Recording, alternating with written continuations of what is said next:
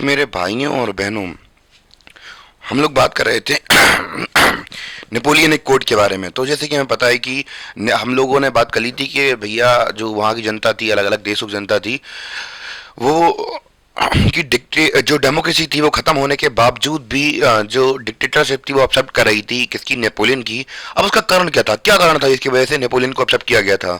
तो भैया वो ऐसे कुछ रिफॉर्म्स लाया था जो कि सोसाइटी के लिए बहुत अच्छे थे। तो वो कौन कौन से कोड थे? उन्हें कहा गया सिविल कोड ऑफ 1804, या फिर उन्हें प्यार से भाषा में हम लोग क्या बोलते हैं, नेपोलियनिक कोड बोलते हैं। क्या बोलते हैं? Napoleonic code. तो ये है हमारे नेपोलियनिक कोड। तो क्या थे नेपोलियनिक कोड, इसको समझते हैं हम। सबसे पहला हमारा कानून क्या कहा गया था? Remove all privileges. तो ये इसी से जुड़ा हुआ है। Remove all privileges based on birth, established equality before law, the law before law and secure the right to property.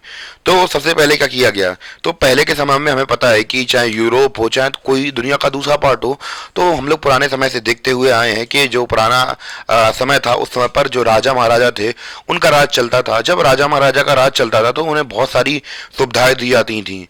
तो अब जो भी आप लोग पैदा होते हैं, तो जैसे आप मंत्री मंत्री घर में पैदा हुए तो आपको बड़े ठाट बाट से पाला जाता है, और समाज के अंदर आपको बहुत सारी सुविधाएं दी जाती हैं कि अगर आप कहीं पे गए तो पहला काम आपका होगा, दूसरा काम दूसरों का होगा।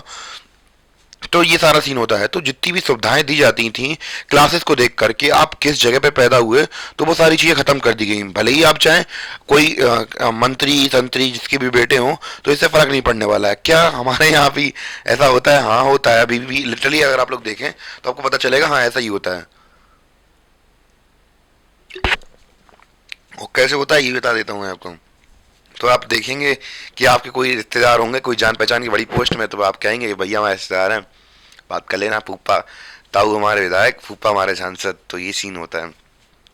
तो अब जो नेपोलियन था उसने ये ताऊ फूफा वाला काम खत्म कर दिया। उसने कहा कि भैया आप योग्य हैं तो आपको मिलेगा, नहीं हो तो नहीं मिलेगा। तो सबके मतलब इक्वलिटी, कानून के सामने सब बराबर थे, और जो राइट टू प्रॉपर्टी थी वो मिल गई थी। पहला पॉइंट समझ में आया, क्लियर हो गया कि कैसे कैसे हम लोग बात करें नेपोलियन ने जो जन्म के बेसिस पर हमें जो अधिकार मिलते थे वो सारे सारे खत्म कर दिए गए। ठीक है, सबके लिए कानून बराबर हो गया। दूसरा क्या लिखा? Napoleon simplified administrative division, abolished the feudal system, and freed peasants from serfdom and manual dues। तो अब समझते हैं क्या होता है, कैसे कैसे इसने जो हम लोग बात कर रहे हैं एडमिनिस्ट्रेटिव डिवीजन थे उनको अबोलिश किया था, नहीं खत्म किया था, और जो फ्यूडल सिस्टम था उसको हटाया था, और जो पीजेंट थे उन्हें सर्वडम से फ्री कराया था। ये बात हमने की। अब इन सबको समझते हैं। तो सबसे पहले हम लोग बात करें फ्यूडलिज्म के अंदर क्या होता है कि जो छोटे छोटे से जमींदार होते हैं, तो मैंने आपको पहले ही बता चुका हूँ कि यूरोप के अंदर एक कॉन्सेप्ट चलता है फ्यूडलिज्म का, कि उसमें होता क्या है। उसमें होता ये है कि एक मान चलिए कि ये छोटा सा बन के दिखा दे रहा कि छोटे छोटे जो हम लोग बात करें एरियाज के लोकल लीडर्स होते हैं एक तरीके से, वैसे ही हम लोग बात करें बहुत सारी लैंड होल्डिंग्स किसी एक व्यक्ति के पास होती है, उसे क्या बोलते हैं? लैंडलॉर्ड बोलते हैं। तो ये बहुत सारे लैंडलॉर्ड मिलकर क्या करते हैं, बहुत सारे पावरफुल हो जाते हैं।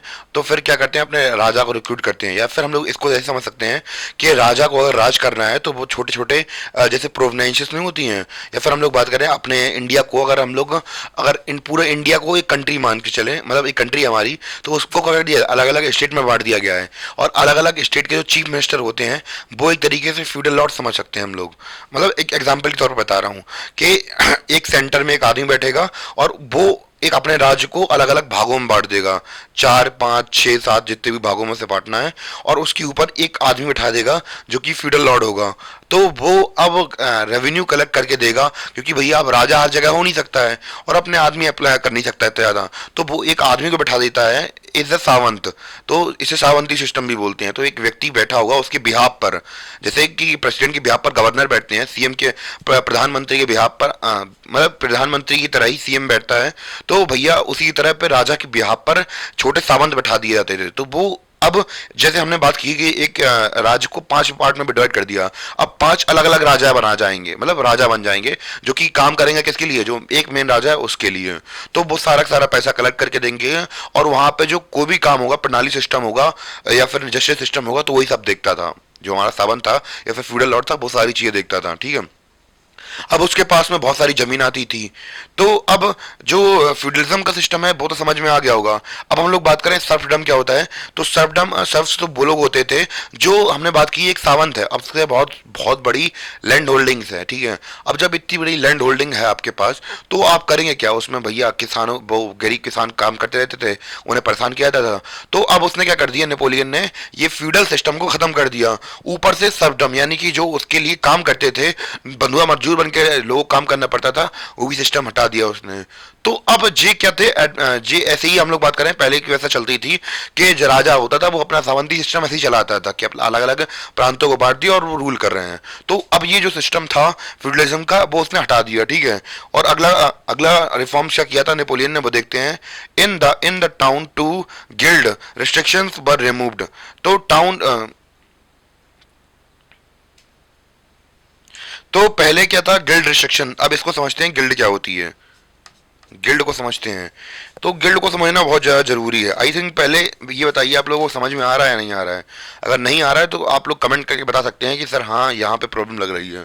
तो गिल्ड सिस्टम के अंदर क्या होता है कि एक ग्रुप ऑफ पीजेंट, यानी कि मान चलिए कि एक व्यापारी है, तो वो अपने पड़ोसी व्यापारी के पास गया, भैया अपन यहाँ चार लोग मिल जा रहे हैं और एक काम करेंगे कि अपन लोग जो थोक का माल लेने जाते हैं तो भैया उसके पास जाएंगे और उससे कहेंगे थोक वाले पास कि भैया अगर हमें इकट्ठा सामान दे दो तो हमें सस्ता पड़ेगा। क्योंकि अगर हम लोगों को पता है कि अगर हम लोग कोई चीज़ बहुत सारी क्वांटिटी में लेते हैं तो जो सामान है वो हमें सस्ता पड़ता है।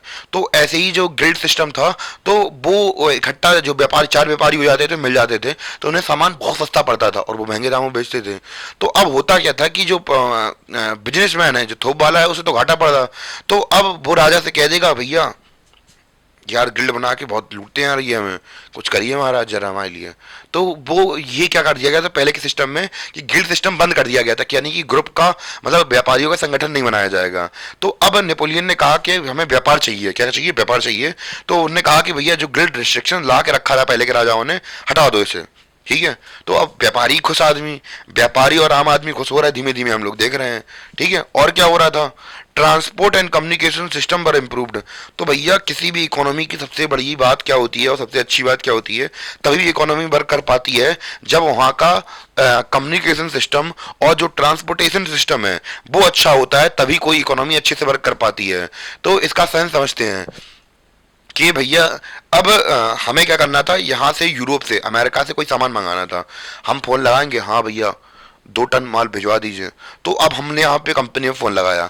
अब कंपनी वाला क्या करेगा, अब वहाँ की रोडें बहुत अच्छी हैं, ट्रांसपोर्टेशन सिस्टम बहुत अच्छा है कि उसने रोड में रखा सामान और सीधे शिप के ऊपर पोर्ट करा दिया, वहाँ पे समुद्र के ऊपर आया और वो समुद्र सीधे हमारे घर पे सामान छोड़ गया। तो अब हुआ क्या, मेरे घर पे सीधे सामान पहुँच गया।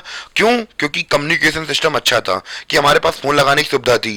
वरना अगर हमें कोई सामान मंगाना होता तो मेरा, वैसे तो अभी हमारा सामान 2 या 3 दिन में आ जाएगा, पर अगर हम पहले के समय की बात करें तो पहले के समय पे क्या होता था कि मान चलिए कि अगर मुझे सामान मंगाना है यहाँ से अमेरिका से, तो पहले तो मुझे वहाँ पर संदेश भेजना पड़ेगा क्योंकि फ़ोन तो उस समय था नहीं। तो हमें चिट्ठी लिख के भेजना पड़ेगा। एक व्यक्ति 6 महीने तक ट्रैवल करके वहाँ पहुँचेगा, ठीक है। अब ट्रैवल करके पहुंचा, अच्छा ऐसी बात है, तो अब वो लिख के पूरा बता देगा कि हाँ इतना इतना पैसा लगेगा। अब वो फिर भेजेगा अपना जो डील, मतलब और भी कुछ डिटेल पूछनी हो तो और भेजेगा पहले। फिर 6 महीने बाद हमारे पास लेटर आएगा, 1 साल बीत गया, फिर हम कहेंगे हाँ ये रिफॉर्म तो नहीं, ठीक है। फिर हम उसके बाद मैसेज भेजेंगे, फिर वो मैसेज भेजेगा, लेके जाएगा संदेश भाग, तो संदेश भाग का खर्चा अलग लग रहा। अब वो मैसेज पहुंच गया वहाँ पे, अब अमेरिका मैसेज पहुंचा। अब अमेरिका मैसेज पहुंचा तो भैया उन्होंने बनाना शुरू किया। अब भैया कोई सामान रखा भी है मान चलिए उनके पास, तो लाने के लिए ट्रांसपोर्टेशन सिस्टम अच्छा नहीं था, तो टुकड़ों टुकड़ों में लाएंगे तो 3-4 साल तो हमारे ऐसे ही बर्बाद हो गए। और यहाँ हम लोग 2-3 दिन में काम कर रहे हैं, वहाँ 3-4 साल लग रहे हैं। तो अब ये ट्रांसपोर्टेशन सिस्टम और कम्युनिकेशन सिस्टम होने का अच्छा एग्जाम्पल है कि आपको समझ में आएगा कैसे चीज़ें काम करती हैं। कम्युनिकेशन सिस्टम और ट्रांसपोर्टेशन सिस्टम से ये आसानी हो जाती है। और लास्ट पॉइंट क्या लिखा है हमारा, artisans, peasants, workers and new businessmen enjoyed a new find freedom। तो अब उन्हें जो नई नई मिली आज़ादी थी, इससे भैया बड़ा मज़ा आ रहा था। ये सारी चीज़ें उन्हें बहुत अच्छी लग रही थी। क्या लग रही थी, ये सारी चीज़ें उन्हें बहुत प्यारी लग रही थी, बहुत लुभावनी लग रही थी। क्योंकि भैया इससे पहले के जो राजा महाराजा थे बहुत दबा के रखते थे इन लोगों को। और आपको पता है कि जब आप कोई कोई लड़की अगर या लड़का सुबह मतलब स्टार्टिंग से बचपन से ही कैद में रहा हो और जैसे ही उसे थोड़ी बहुत आज़ादी मिलती है, खुल के मतलब सारे फूल निकल आते हैं उसके, सारे गुड़ दिखने लगते हैं, तो मज़ा आता है बहुत ज़्यादा। तो वैसे ही अब ये लोग एंजॉय कर रहे थे, पर कब तक एंजॉय करते? अब बात तो ये भी थी ना कि एक लिमिट तक ही चीज़ें अच्छी लगती हैं, पर बाद में अब जैसे मान चलिए कि आप रोज़ रोज़ आपको बहुत ज़्यादा सोन पापड़ी खानी अच्छी लगती है, मिलके खाना अच्छा लगता है, एक बार एक दिन खा लोगे, 2 दिन खा लोगे, अब मैं आपको रोज रोज वही दूं तो अब जलेगा नहीं। तो वैसे ही इन्हें हजम नहीं हो रही थी क्या? इतने अच्छे रिफॉर्म्स हजम नहीं हो रहे थे।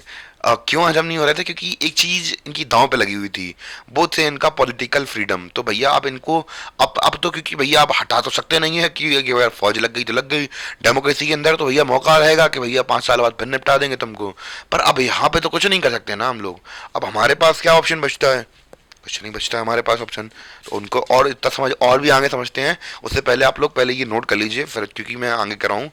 जो हमारे नेपोलियन कोड है, और एग्जाम्स में पूछा जा सकता है कि ऐसे कौन से रिफॉर्म थे जिससे कि हम लोग बात करें नेपोलियन ने अपना राजकाल इस्टेब्लिश किया था, तो वो नेपोलियन कोड लिख दें, या फिर सीधे ही सीधे पूछ देंगे अगर नेपोलियन कोड बताइए या सिविल कोड ऑफ 1804 बताइए, तो आप आराम से बता सकते हैं। और मैंने आपको एग्जाम्पल समझा दिया है, और आपको इलेबोरेट करके भी लिखना है तो लंबा चौड़ा खूब 6 पन्ने का ऐसे भी लिख सकते हैं आप लोग इसके ऊपर।